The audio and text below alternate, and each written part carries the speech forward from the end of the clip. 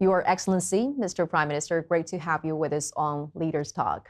Well, you're here in Beijing this time for the third Belt and Road Forum for International Cooperation, and you were at the opening ceremony together with world leaders and representatives with over 150 countries, as well as more than 40 international organizations, listening to the keynote speech delivered by President Xi. So to start with, can you share with us some of the major takeaway from President Xi's speech as well as from the forum? Well, I think our participation in the forum 3 years in a row is a show of our support for the BRI and BRF. And this is my first trip to join the Belt and Road Forum. And I first would like to congratulate President Xi Jinping and China government for organizing successful forum. The representative from all over the world, especially developing countries. I think as Cambodia, we have benefited a lot from the BRI's Belt and Road Initiative through our development strategy under the BRI's programs.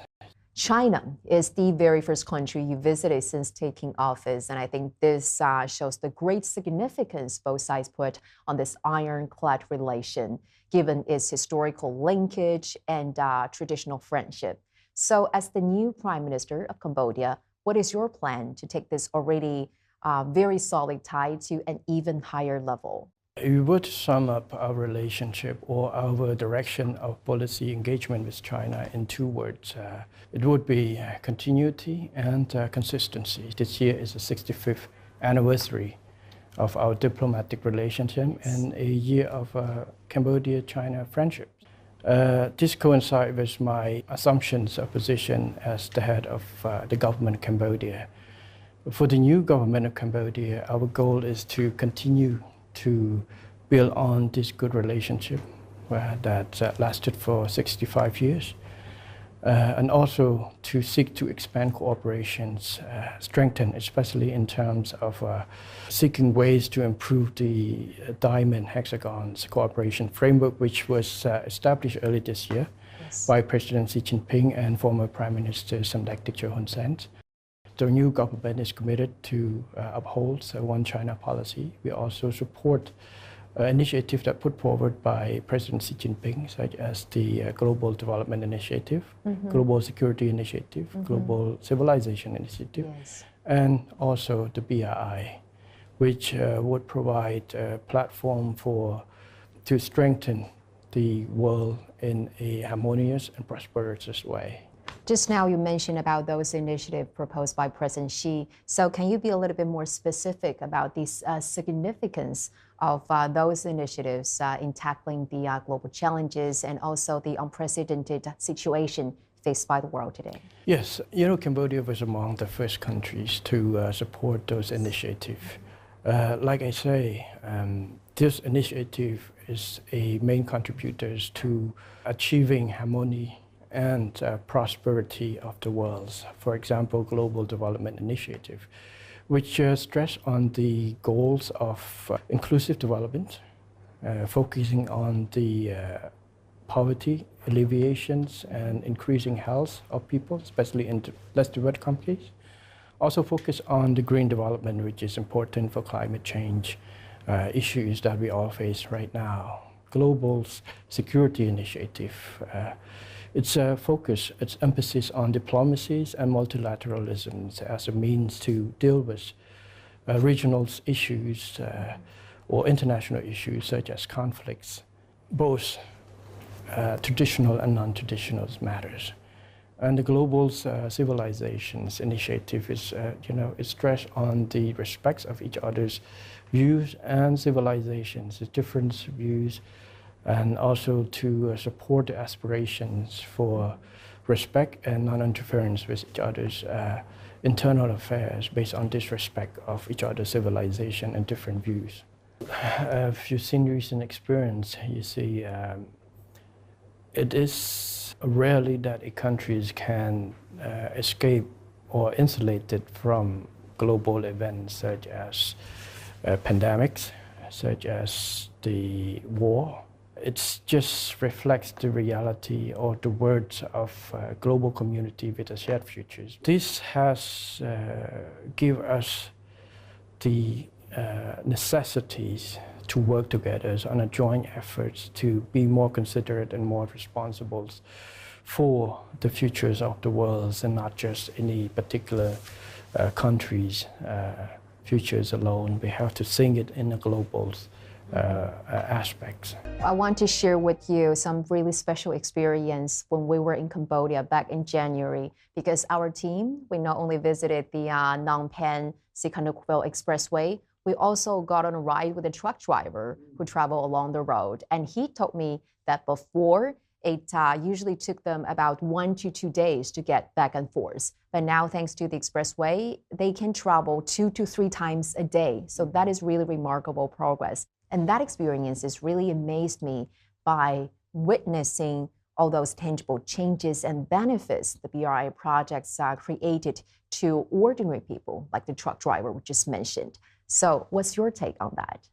The Belt and Road Initiative is designed to help develop and provide access and opportunities for less developed countries to develop, especially access to financings, access to technicals, transfer technologies, and quicker access to abilities to build infrastructures needed to support development and growth.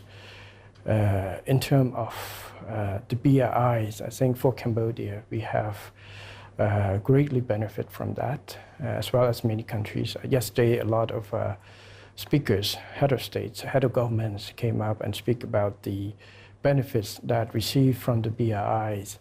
So Cambodia shared those perspective and experience. You raised the examples of Phnom Penh Sihanoukville Expressway, which has provide benefits not just to a certain group of people, but to ordinary peoples, to everybody's. Everyday citizens. Yes, everyday citizens, not just those who need to travel using the expressway, but the effect that it has on the economies. It's improved logistics, it's improved trade facilitation, it's helped to promote growth, which has a broad base for our peoples. So for Cambodia, the BRI also linked with our Pentagonal strategies, which is aimed to improve the infrastructure and connectivity. And also under the BRI, 2 days ago, we were able to start receiving passengers from our new airport in Siem Reap, which is one of the landmark projects under the BRI with support of BRI program. So this type of progress that would leave the impact on the livelihood of the peoples in those countries, including Cambodia. So this is what Cambodia value. Just now you mentioned that the development roadmap of Cambodia has made its transition from the rectangular strategy now to Pentagon strategy with the newly added focus on sustainable development. Yes. Another part that is really crucial to this development is advancing science and technology. Yes. So what is your vision in working more closely with China in this regard? Technology is the future, and it's present in its futures. We have to embrace it. In the Pentagon's strategy, what is added as another angle is digital economy. With China as a growing powers in the new technologies. A lot of companies have very new, innovative ideas. Many of Chinese companies has a world dominance in terms of technologies capabilities. So by having engagement with China, especially in terms of private sectors, we would be able to promote technological transfers and also investment to Cambodia, which bring out those technology to Cambodia for training our workforces to have an external effect on our infrastructures. So these the areas that Cambodia and find that China relationship between our two countries can provide mutual benefit for both our countries. And that is why you have met with some senior representatives and executives from those high-tech Chinese companies like Huawei during your visit last time and maybe this time as well, right? Yes, actually I had a chance to meet a lot with private sectors. Many of the companies that have been investing in Cambodia and many more has been interested in investing in Cambodia. Companies such as investors in energies, in renewable energies that helping our countries to secure to build a foundation for security, energy security in the futures. Also with regarding to environmental impacts through renewable energies and technologies to bring. Companies like Huawei that's been operating in Cambodia will encourage further investment in bringing more technologies. Also not just in the physical technology, physical investments, platforms such as we had a signing between our Ministry of Commerce with Alibaba Group. Mm-hmm. So we can't put on the global platform to allow our farmers, our small and medium enterprises to expand their market outreach through those. And also companies like Bank of China's group and also that provide access for and technologies as well. So I've been very happy to see the progress in the relation between government and government, government and businesses and business to business between our two countries. Let's talk a little bit about China-ASEAN cooperation. Well, both sides are now looking to upgrade this cooperation, which is called 3.0 Free Trade Agreement between the two sides. So what role do you think Cambodia could play in this process? It is important to recognize that China is ASEAN's #1 trading partners, and also is ASEAN's third largest foreign direct investments source of foreign direct investment to ASEAN. The initiative to upgrade the Asian-China Free Trade Agreements after 3.0 was initiated, adopted last year in Phnom Penh when Cambodia chaired the chairmanship of ASEAN. I think the main principles is to, help increase the status of our trade relationship in a sense that to promote and to improve the mechanism and conditions that ASEAN and China can improve the trade of goods and services between the two countries. It's aimed to revive the economy post-COVID-19 and also build the conditions that allow the trade relationship to withstand and to adapt to the new global trends such as climate change and digitizations. So in this case, I think Cambodia and China can work with our foreign trade partners in ASEAN in order to contribute to the facilitation of these matters. Wait a minute. Oh, you got Cambodian products.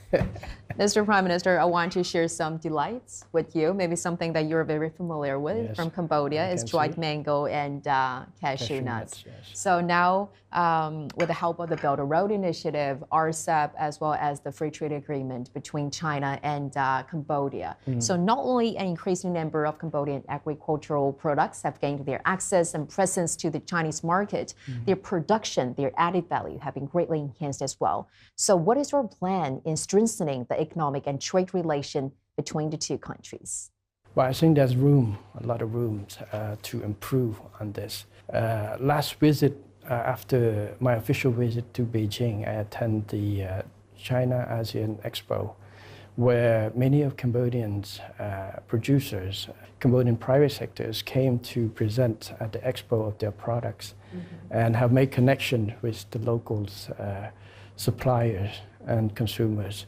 So I want to see more of this, and not just on the agricultural products, but also in other products as well in the futures. And I just signed a sub-decrees to reduce some of the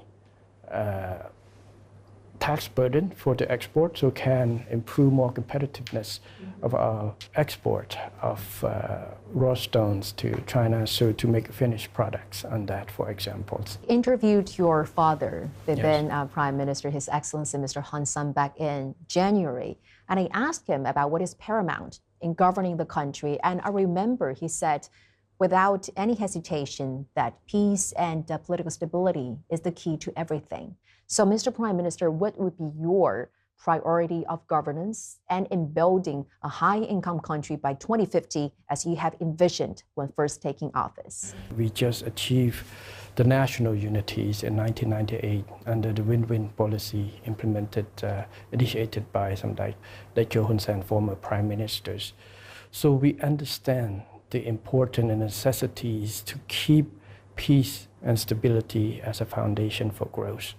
As a new government, our commitment is to preserve all the achievements that have been made by previous governments, and namely, and one of the core pillars is peace and stability, and also to seek to expand the areas of growth through reforms and also through the cooperations and through the promotion of other activities that help us, achieve our 2050 goals.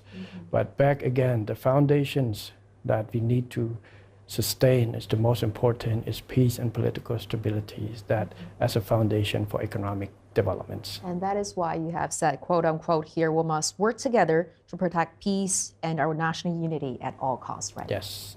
The training in the military, also my previous job in terms of as an army chief before I assumed my position as premiership, give me a clear view of a a need to strengthen security cooperations between countries, because we are tackling cross-border issues, cross-border criminal activity, cross-border threat, such as from even non-traditional threats such as humanitarian disasters and terrorism, which can affect all of us. And what would be your take on enhancing cooperation with China in some non-traditional security areas, such as combating cross-border crime and maybe internet fraud? We have working so hard with China over the years to tackle these issues. This criminal activities not only affects people's or trade or reputation of the countries, but it affects the safety of our population who have to live in the areas affected. So it's not just the cooperation with China, but within Cambodia itself, I have put an emphasis. We have 5 priorities of the new governments in terms of reforms, in terms of civil servants. Health education, law enforcement is one of them, and judicial reform in order to strengthen our abilities and our commitment to fight against crimes, cross-border crimes, anti-drugs, and other criminal activities. Our national police has been working with Chinese police and relevant ministries in order to strengthen cooperation in our joint effort to fight against this type of activities. Well, Mr. Prime Minister, besides being a veteran politician, you're also a loving father of 3 kids who sometimes posted family photo on social media network proudly, and also sent your son to school even after taking office. And we also learned that your kids are learning Chinese, and your eldest daughter could even write down birthday wishes in Chinese for her grandfather's birthday. Was that true? Yes, it's all true. It's that of my first daughters. It's her initiative, actually. When she was about 6 years old, she went to an event where some of Cambodian Chinese families as friends, and she come back, she asked to learn that as well. After that, the sister, my second one, and the third one also study.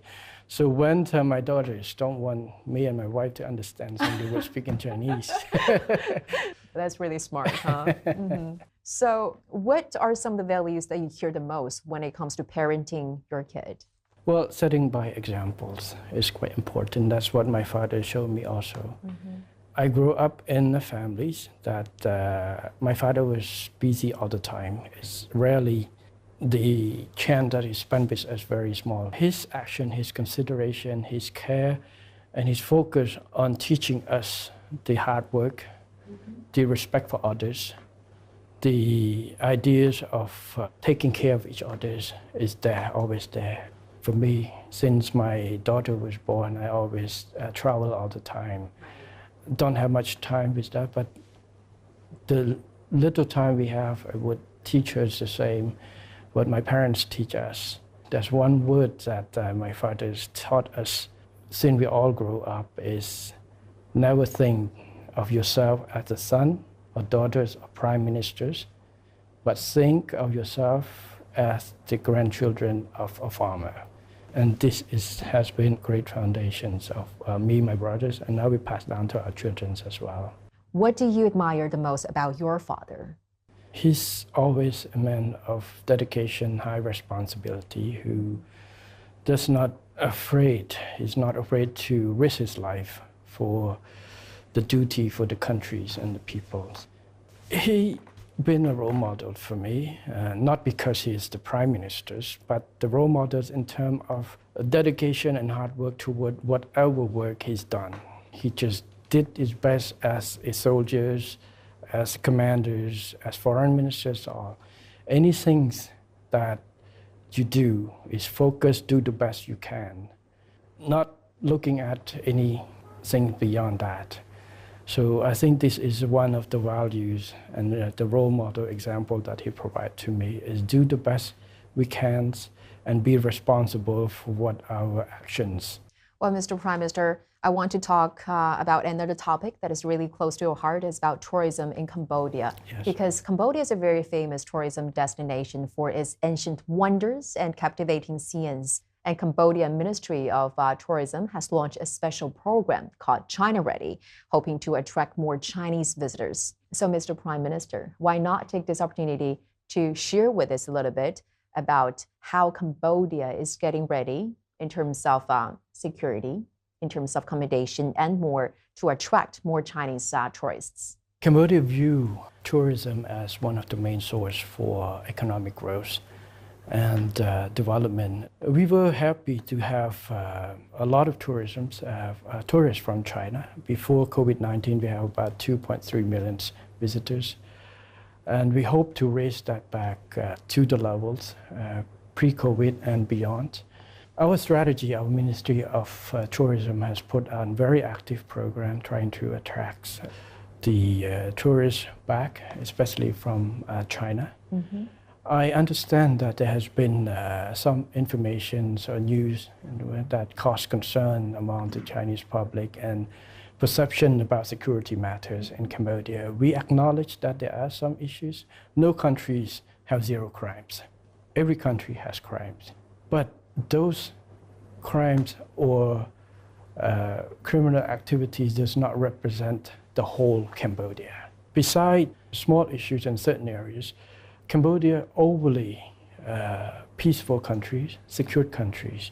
Please, my message to Chinese tourists, please go visit Cambodia, explore all the opportunities that Cambodia can offer, which I think is a kingdom of wonder. Many tourists go into Cambodia, visit. Cambodian people are nice people, friendly, always smile. We always have big cultural heritage, a lot of temples. My appeal to our Chinese friends, visitors, to come and visit Cambodia, to explore what Cambodia can offer, our cultures, our peoples, and our connections with you.